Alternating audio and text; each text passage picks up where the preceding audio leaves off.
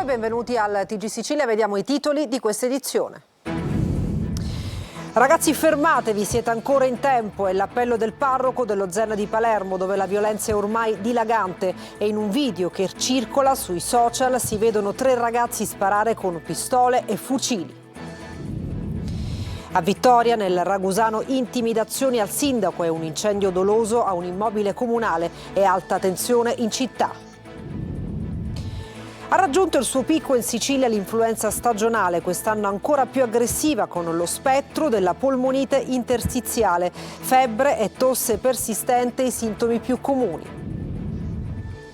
Allerta gialla e situazione sotto controllo per l'Etna. La colata lavica è ferma a quota 1400 metri e defluisce nella desertica valle del Bove. Siamo sereni, dice il sindaco di Milo, che con la frazione di Fornazzo è la più vicina al fronte lavico.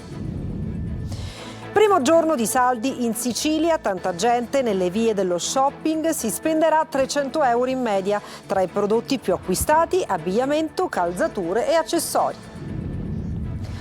La classifica dei siti archeologici più visitati in Sicilia prema Taormina e il suo teatro antico. Al secondo posto la Valle dei Templi di Agrigento, capitale della cultura 2025, ma ci sono luci e ombre sulla valorizzazione del patrimonio culturale siciliano.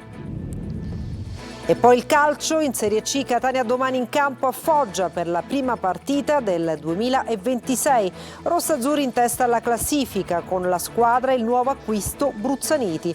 Momento difficile per Siracusa e Trapani, domani in casa contro Salernitana e Casarano.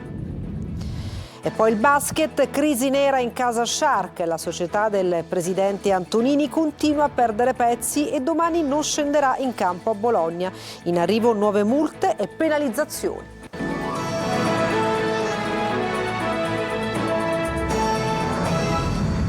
Bentrovati al TG Sicilia. Ancora spari allo Zen e contro la chiesa del quartiere. In un video che circola sui social si vedono 3 ragazzi sparare con pistole e fucili. Il parroco del quartiere: ragazzi, fermatevi, siete ancora in tempo. Marco Gullà. Se vuoi la vie, la mort, la stick, la glock, la droga, scegli tu se vuoi la vie, la mort, la stick, la glock, la droga, scegli tu se vuoi la vie. Una musica che inneggia la malavita, pistole in aria come trofei. Da ieri sera un video circola sui social network e mostra 3 ragazzi lungo le strade dello Zen che ridono e scherzano, stringendo tra le mani 2 pistole e un fucile che poi, con estrema naturalezza, puntano verso il cielo, esplodendo una raffica di colpi. Sicuramente sono armi vere, perché una volta premuto il grilletto la fiammata esce dalla canna di ciascun'arma. E la grigia e desolante istantanea di cosa sta succedendo allo Zen in queste ultime settimane. Un quartiere fuori controllo, lo ha definito il parroco della chiesa, presa di mira 2 volte dai malviventi. Padre Giannalia ha nuovamente trovato danneggiato uno dei portoni della chiesa, una nuova intimidazione anche contro un prete che sta cercando di aiutare molte famiglie dello Zen. Non siamo noi che dobbiamo avere paura. Ad avere paura devono essere altre persone, quelli che hanno fatto questo. Paura veramente, perché davanti a loro c'è uno scenario, sempre uno scenario terribile, perché fare questo vuol dire vivere veramente nella morte. E noi continuiamo ad andare avanti, tranquilli. Ci vuole ben altro per fermarci. Danneggiato il quadro elettrico della chiesa, padre Giannalia però fa un appello a chi ha sparato. A questi ragazzi dico: ragazzi, convertitevi, perché il tempo si è fatto stretto, prima che succedano cose irreparabili per voi. Ecco, l'avviso ve lo do io: è meglio che mi filmate e ritornate indietro finché siete ancora in tempo. E noi preghiamo proprio per questo.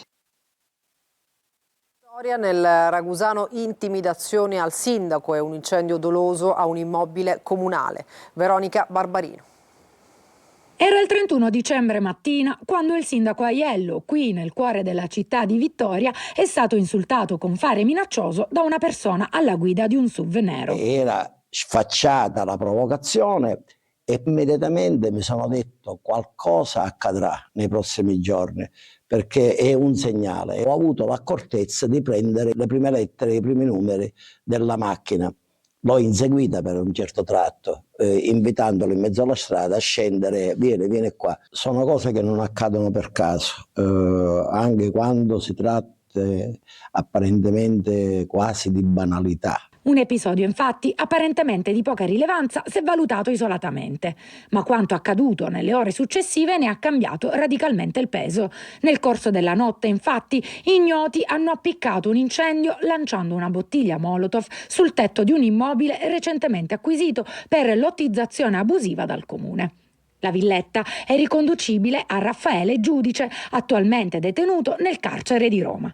Gli investigatori stanno ora esaminando con attenzione le vicende legate alla casa, acquisita al patrimonio comunale negli anni scorsi, successivamente restituita a Giudice e tornata solo di recente nella piena disponibilità del Comune di Vittoria. Ogni possibile collegamento tra i due episodi è al vaglio delle forze dell'ordine, impegnate a far luce sull'accaduto. E due amici di 68 anni di Carini in provincia di Palermo sono stati trovati morti in casa nel pomeriggio di ieri, uno trovato disteso nel soggiorno e l'altro nel letto. Possibile un avvelenamento da monossido di carbonio. E cambiamo argomento, ha raggiunto il suo picco in Sicilia l'influenza stagionale, quest'anno ancora più aggressiva con lo spettro della polmonite interstiziale. Per i più fragili è prescrivibile un apposito antivirale. Febbre e tosse persistente sono i sintomi più comuni. Roberta Lunghi. Ospedale Cannizzaro di Catania, nel reparto di malattie infettive, il ricovero dei casi più gravi per l'influenza stagionale. In questo momento su 16 posti letto 4 sono riservati a 4 pazienti che sono con una forma grave di influenza. In questo momento impatta in termini di polmoniti interstiziali e in termini di insufficienza respiratoria. Tutta colpa dei 2 ceppi in circolazione H1N1 e H3N2 con la complicità di un'altra variante assai aggressiva. La variante K che evidentemente sta risultando più aggressiva e più grave di quello che ci si aspettava. Chiari i sintomi. Febbre molto alta, arriva a 39, disturbi respiratori con una a volte difficoltà importante, tosse insistente che perdura peraltro anche quando il processo infettivo si è esaurito e ovviamente a volte disturbi anche intestinali. Il pericolo della polmonite interstiziale richiama un allarme ben noto al tempo del Covid e per i soggetti fragili è possibile la prescrizione della molecola Oseltamivir, apposito farmaco antivirale. Per chi non raggiunge estreme complicanze, cautela, antinfiammatori e mucolitici per agevolare la guarigione di solito più rapida in chi si è vaccinato. Ecco, il picco si può considerare raggiunto o è da raggiungersi ancora? Ormai lo abbiamo praticamente quasi raggiunto, è chiaro che ci sarà un altro mese e poi sarà Sant'Agata che ci aiuterà come sempre a risolvere i problemi dei catanesi. Pochi posti letto, carenza di personale, un'ondata di influenzale, ne abbiamo appena parlato, che manda in affanno il pronto soccorso. All'ospedale Vittorio Emanuele di Gela anziani e disabili restano per giorni in attesa, spesso nei corridoi. I familiari parlano di diritti negati. Il Comune chiama in causa ASP e Regione. Gerri Italia. Corridoi affollati, lettighe che non bastano e pazienti costretti ad aspettare per giorni è la fotografia dell'ospedale Vittorio Emanuele di Gela, dove il pronto soccorso e la stanteria vivono una situazione al limite, esplosa soprattutto durante il periodo festivo. I numeri sono ridotti da tempo, mancano posti letto e personale sanitario e l'aumento degli accessi legato alla diffusione della cosiddetta variante K dell'influenza ha fatto il resto. I medici assicurano che l'assistenza è garantita, ma le attese si allungano e i disagi diventano sempre più evidenti. A segnalarli sono i familiari dei pazienti. Un caso su tutti, un uomo di 80 anni colpito da emorragia cerebrale è rimasto per ore nel corridoio senza un posto in stanteria. Accanto a lui un altro anziano con gravi problemi respiratori. A un certo punto, raccontano i parenti, sarebbero finite anche le lettighe disponibili. L'80enne è stato poi trasferito su richiesta della famiglia all'ospedale Sant'Elia di Caltanissetta. C'è poi la storia di una donna di 92 anni, cieca e con invalidità totale, rimasta quasi una settimana in stanteria. Il figlio ha presentato 2 diffide parlando apertamente di violazione dei diritti del malato. Stato. Solo ieri il ricovero nel reparto di medicina. Il comune segue la vicenda. L'assessore alla sanità Filippo Franzone parla di una situazione spesso drammatica e annuncia un intervento politico. Nei prossimi giorni, insieme al sindaco, verrà chiesto un confronto con ASP e Regione. Sul tavolo le carenze strutturali e di organico. Una battaglia che parte da lontano. Già lo scorso settembre una manifestazione davanti all'ospedale aveva contestato il piano regionale che prevede il taglio di 18 posti letto su 147, una riduzione che pesa su una struttura chiamata a servire non solo Gela, ma gran parte dell'area sud della provincia di Caltanissetta, una pressione che oggi nei corridoi del Vittorio Emanuele è diventata un'emergenza quotidiana. Allerta gialla è situazione sotto controllo per l'Etna. La colata lavica è stazionaria a quota 1400 metri e defluisce nella desertica valle del Bove. Siamo sereni, dice il sindaco di Milo, che con la frazione di Fornazzo è la più vicina al fronte lavico. Orazio Longo. Ancora una volta l'Etna ci ha sorpreso, afferma il vulcanologo dell'Istituto di Geofisica e Vulcanologia di Catania Boris Benche, che in un post sui social parla di un colpo di scena e di un vulcano incredibile. Un'eruzione turistica, l'ha definita lo stesso direttore del Dipartimento regionale di Protezione Civile, Cocina, che dopo 2 riunioni in videoconferenza con l'Agenzia Nazionale e i sindaci locali ha rassicurato sullo stato dell'arte. Non ci sono pericoli imminenti, l'allerta resta gialla, ma attenzione ai turisti indisciplinati.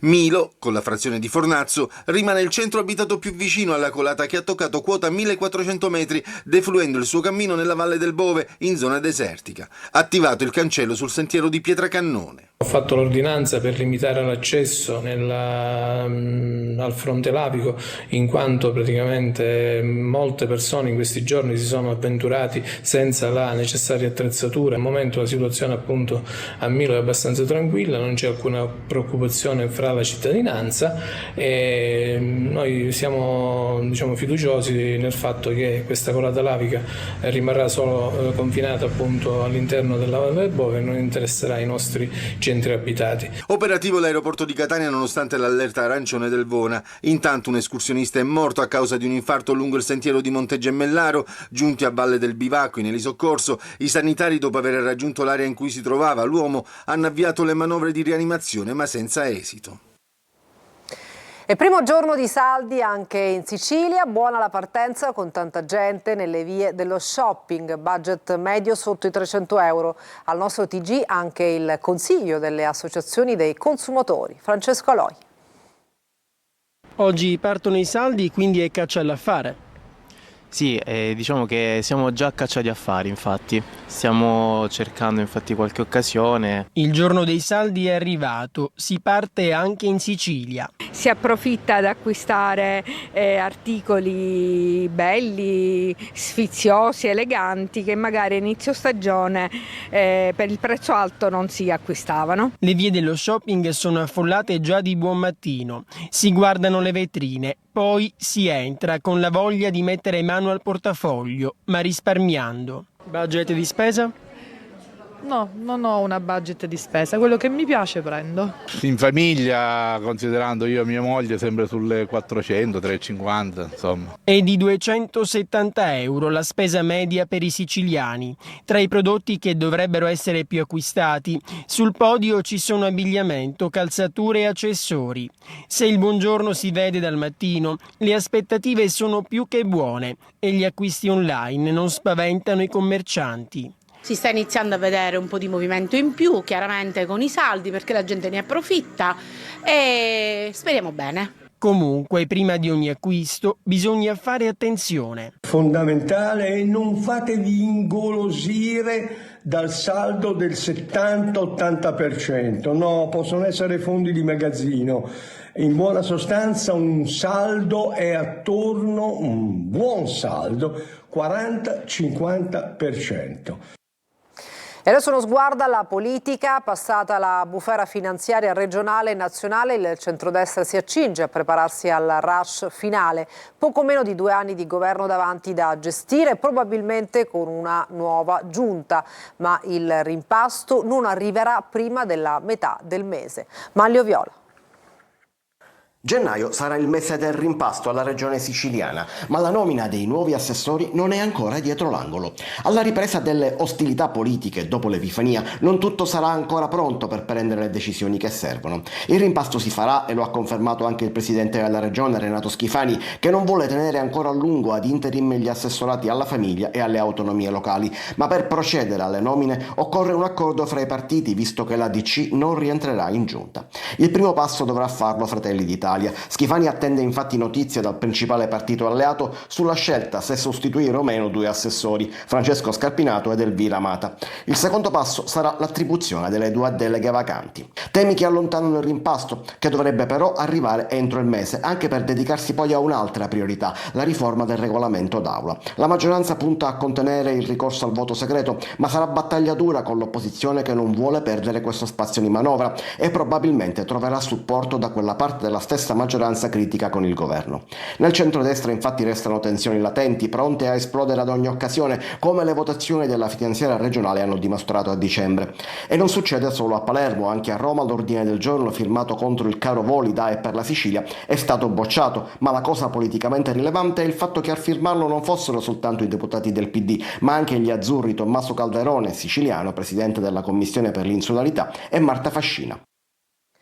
E alle 14.30 su Telecolor e domani alle 14 su Antena Sicilia torna Il Punto, l'approfondimento condotto da Luca Ciliberti, che nella prima puntata del nuovo anno analizzerà le aspettative dei siciliani per il 2026 con uno studio esclusivo presentato dal presidente dell'Istituto Piepoli Livio Gigliato, che sarà tra gli ospiti in studio con i deputati nazionali Anthony Barbagallo del PD e Francesco Ciancitto di Fratelli d'Italia. In apertura una gustosa anteprima, poi con le vignette di Totò Calì. La classifica dei siti archeologici più visitati in Sicilia premia Taormina e il suo teatro antico. Al secondo posto la Valle dei Templi di Agrigento, la capitale della cultura del 2025, ma ci sono luci e ombre sulla valorizzazione del patrimonio culturale siciliano. Francesco Triolo. Oltre 1.174.000 presenze da gennaio a novembre 2025, un trend che non si è fermato nemmeno a dicembre. È il numero dei visitatori del Parco Archeologico di Taormina Naxos, che include anche il Teatro Antico di Taormina, il sito culturale e archeologico più visitato della Sicilia. Supera anche quello della Valle dei Templi di Agrigento, che raggiunge 1.070.000 presenze, un trend che conferma gli ultimi 10 anni e che nel 2025 aveva anche il turbo di Agrigento, capitale della cultura. Taormina e Agrigento comandano quindi anche la classifica degli incassi: 10.830.000 euro Taormina, 9.285.000 euro la Valle dei Templi. Al terzo posto il Teatro Greco del Temenite a Siracusa, 590.000 presenze, quindi il Parco Archeologico di Morgantina con 313.000, Selinunte, Segesta e il Salinas di Palermo con 290.000 seguono a ruota. In Sicilia sono 14 parchi archeologici, tutti autonomi, che possono utilizzare i propri incassi per la promozione e anche per gli adeguamenti infrastrutturali. In coda ci sono i piccoli musei che registrano maggiori difficoltà legate anche ai collegamenti stradali. È il caso per esempio di Gela e Camarina o il Museo di Aidone, che in 10 anni è passato da un incasso di 50.000 euro a 29.000 euro nel 2025. Adesso una breve pausa, torniamo tra poco con il calcio, non mancate.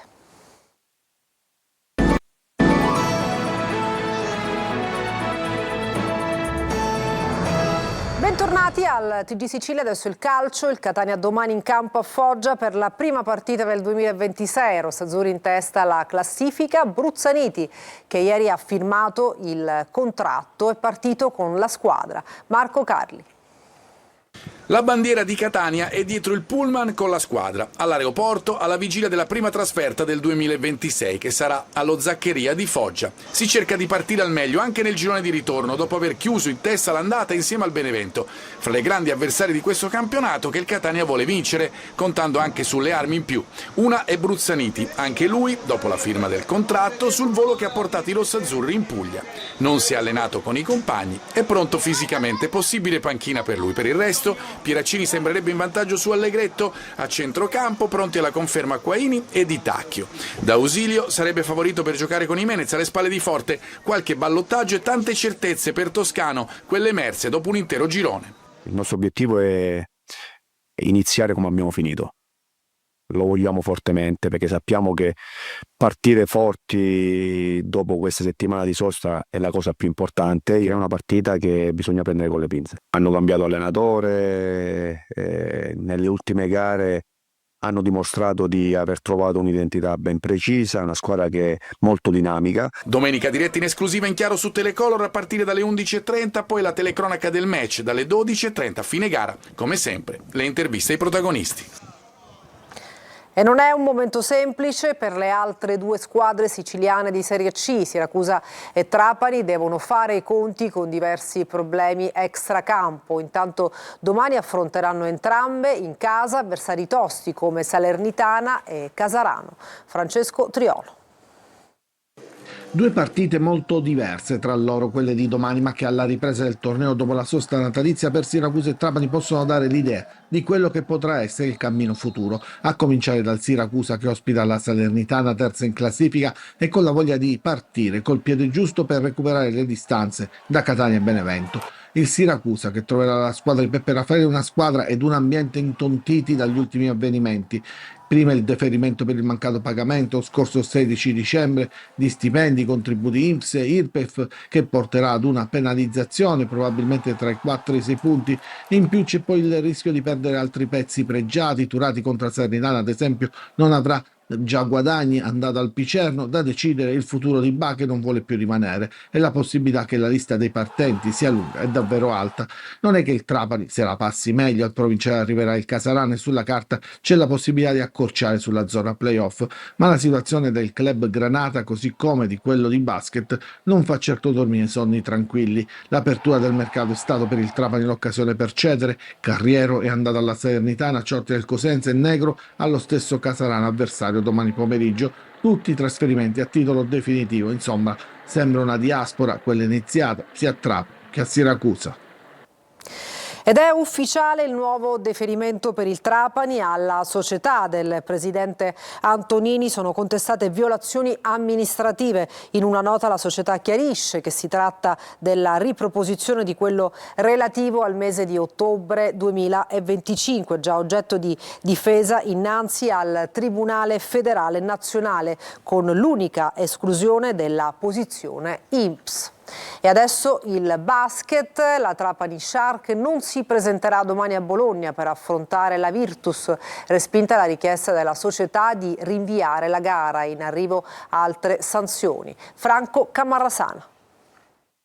La Trapani Shark non scenderà domani sul parquet per affrontare la Virtus Bologna.